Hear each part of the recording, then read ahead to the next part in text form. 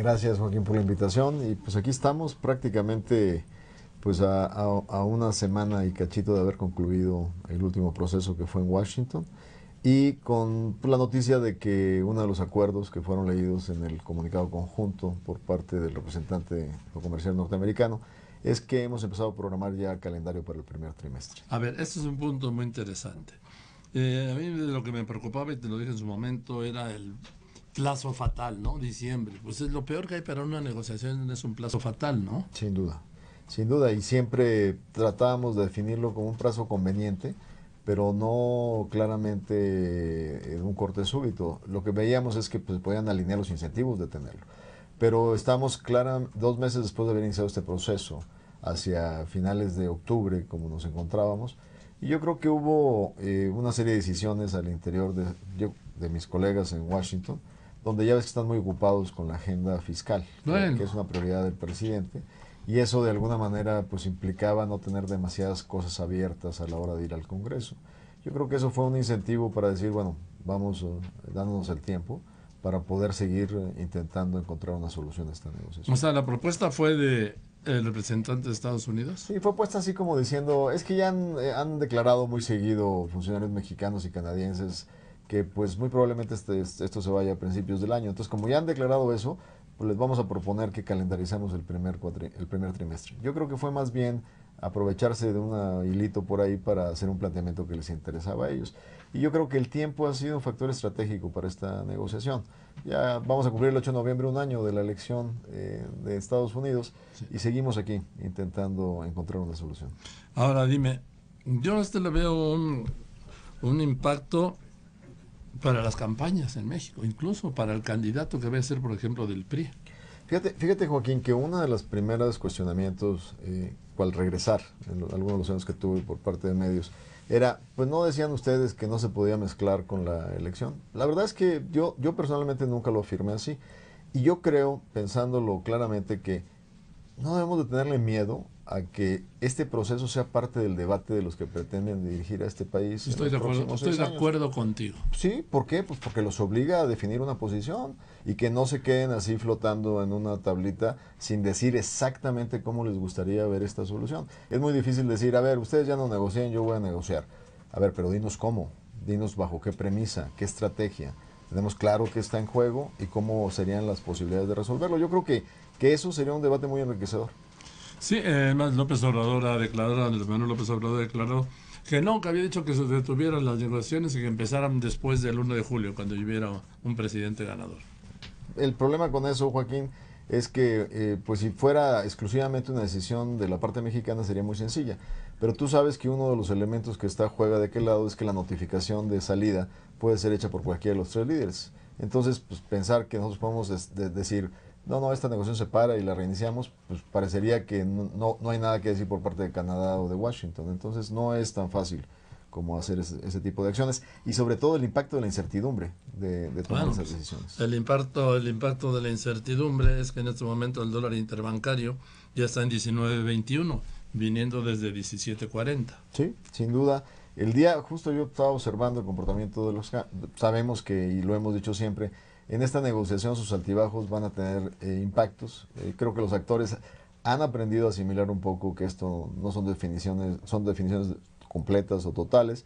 Y lo observamos cuando recién iniciamos, ¿te acuerdas? Se nos fue el dólar a 22 porque los tweets pusieron muy nerviosos a los mercados y luego ya como la conducción de esto ayudó a que bajara drásticamente y otra vez la negociación misma pues presenta, cuando anunciamos ese día que se programaba para el primer trimestre, hubo un mejoramiento del Sí. tipo de cambio ese día y ahora pues, está reflejando otras circunstancias, ¿no? Ahora dime, porque yo veo dos pistas. Uno, lo que está negociando a puerta cerrada, y otro, lo que declara, por ejemplo, Trump. Yo veo que son dos mundos diferentes. Mira, si leemos con detalle sus declaraciones, O lo que tuitea. exacto. Últimamente ha tuitado mucho más sobre la reforma fiscal, está ahorita Sí. muy entretenido en eso. Este, Entonces no hay que distraernos. a propósito, usé la palabra entretenido. Sí. Pero el asunto aquí es que sus declaraciones han reconocido que estamos intentando una negociación. Claro, siempre remata diciendo, si no es en beneficio de Estados Unidos, no habrá. Pues eso lo podemos decir los tres países. Si no es en beneficio de México, pues tampoco habrá. Entonces, claramente, pero sí ha habido, la vez que estuvo con Trudeau en Washington, dijo una pregunta medio tendenciosa. Él la tomó y la enderezó y dijo, a ver, hay posibilidades de que no haya acuerdo con uno o con el otro. Y siempre existe la posibilidad que con el que sí pueda, podamos hacer un bilateral, sin hablar que fuera México o Canadá. Y remata diciendo, sin embargo, hay posibilidades de soluciones creativas que pueden trabajar. Y eso no lo había dicho antes. Entonces, o sea, en el matiz de algunas cosas, como que su equipo le está transmitiendo, a ver, denos chance de ver si podemos encontrar una solución. Y va a depender mucho de cómo podemos lograr los equilibrios, porque no es cualquier solución. O sea, México no puede tomar cualquier solución. Es decir, seguimos en lo mismo. Si no es un tratado que beneficia a México, no habrá tratado. Sin duda. Y lo más importante, Joaquín, es que tenemos que ser muy pragmáticos. O sea, no podemos distraernos en enredarnos con algunas de las propuestas que no tienen sentido. Por ejemplo, lo de protección a la inversión, el capítulo famoso 11 que te da derecho de disputas inversionistas-Estado. Ellos quieren alejarse de ese sistema para darle más poder al sector público y menos a los inversionistas, pero lo ponen una cláusula de opción, que nosotros sí podemos quedarnos en el sistema tradicional que nos ha resultado muy efectivo, pero lo quieren meter la pluma, decir, no, pero tú no les puedes dar estas garantías, porque luego te vuelves muy atractivo. Bueno, pues si va a ser una opcional para mí, pues yo la voy a escribir como yo la quiera para claro, dar esas garantías. Estoy hablando con Ildefonso Guajardo, secretario de Economía. A ver, Ildefonso, ¿qué es lo que está atorado en este momento?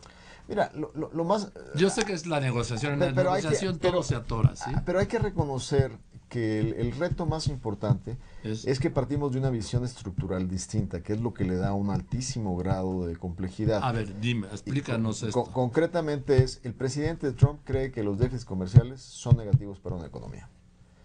Y eso está demostrado, que el déficit comercial no es más que un resultante de tu política de expansión fiscal o monetaria, o sea, de política de más gasto. Entonces, el dólar es una moneda fuerte porque es una reserva de seguridad para los inversionistas. Y entonces el dólar siempre se mantiene sobreapreciado. ¿Y eso qué quiere decir? Que a los norteamericanos les resulta más barato comprar bienes externos. Claro, que exportarlos. Exactamente. Entonces, eso te crea un déficit estructural. Y no se resuelve con acciones restrictivas comerciales. Eso es muy nefasto porque te distorsiona las decisiones de los agentes económicos, de los empresarios, de los que producen bienes. Entonces, partes de una diferencia estructural que intentar aproximarla, tienes que decir, ok, no los voy a convencer porque tienen esa visión y punto, sí. Pero sí puedo llegar a un punto donde digo, a ver, podemos encontrar esquemas donde ustedes vendan más en la región, se rebalancea el comercio. Eso es lo que te iba a preguntar, ¿qué quieres decir esto cuando mencionaste que se podía rebalancear? Quiere decir que se les compre más en América del Norte, siempre y cuando estemos en líneas productivas que hoy traemos de otras regiones y que ellos tengan la capacidad de ser competitivos en las mismas. Estamos hablando de que, por ejemplo, el auto hoy del siglo XXI es muy diferente al auto con el cual negociamos la integración en NAFTA, ¿te acuerdas? Hace 22 años. Hoy todo es electrónico, una terminal de computadoras en el cerebro del automóvil. Bueno, intentemos claramente tratar de traer mayores capacidades y que ellos, hoy en día, Joaquín, la tendencia es hacia la robotización. Y cuando hablas de un factor capital intensivo, ellos naturalmente se van a favorecer. Es más fácil tener una máquina, y existe, me la platicaban las gentes del que producen frenos, por $2.50 la hora puedes tener hoy una máquina que sustituye a un trabajador. Imagínate, puedes sustituir a un trabajador mexicano, imagínate lo que no era en Estados Unidos. Entonces, esos cambios no entienden que estamos hablando de un mundo totalmente distinto. Totalmente distinto, por ejemplo, nada más en todo lo que es telecomunicaciones. Sin duda. Y ese es un capítulo que nosotros estamos tratando de reflejar. Que es nuevo, que no estaba. Que no estaba y que es muy importante. Y sobre todo amarra de manera importante la reforma de telecomunicaciones. Ahora ahí la tentación de parte de ellos es decir, pero vamos a ponerle un anexo. A ver, si no podemos hacer trajes a la medida para empresas específicas. Nosotros somos los primeros interesados en fortalecer los intereses de los inversionistas en México, pero de manera adecuada, de manera seria, de manera integral, y no hacer un traje a la medida para una empresa. El tema del petróleo no estaba en el TLC. La energía no estaba. Y lo más importante es que hoy, ya ves que una de las modernidades que iniciamos en TPP, que ahora estamos trayendo TLC, es el control de las empresas que son propiedad del Estado. Y lo hicimos mucho pensando en las empresas asiáticas para evitar competencia desleal con empresas textileras o de calzado en esta región de América. Pero al traer ese capítulo, ahora le metieron otro apretón, que es decir, empresas privadas que hagan asociaciones con empresas del Estado también serán sujetas a estas disciplinas. Digo, a ver, estamos en América del Norte, aquí no tenemos empresas del Estado textileras o zapateras, son inversiones en el sector energía. Y si tú le pones esa restricción, vas a afectar a tus propias empresas, a las que han invertido en la reforma energética, porque les pones incertidumbre. Creo que lo que está pasando con la posición de Estados Unidos es que, insisto, por un lado van la cuenta de Twitter de Trump y por el otro lado las negociaciones y por otro lado diferentes los intereses empresariales de los estadounidenses, ¿sí? Así es. Pero que ese es un factor importante que contribuye a favor nuestro en este proceso. Que esa fue una idea, como te dije en su momento, haber creado el lado de junto, el cuarto de al lado, o el cuarto de junto, con empresas globales, que no existió en el 93, ¿eh? Pues es una asociación estratégica que hace el sector privado mexicano con sus socios y los inversionistas que existen en Estados Unidos. Ahora, entonces, te decía, déjame retomar lo del principio. Esto va a tener un impacto, a ver cómo te lo planteo para que me contestes. Sí.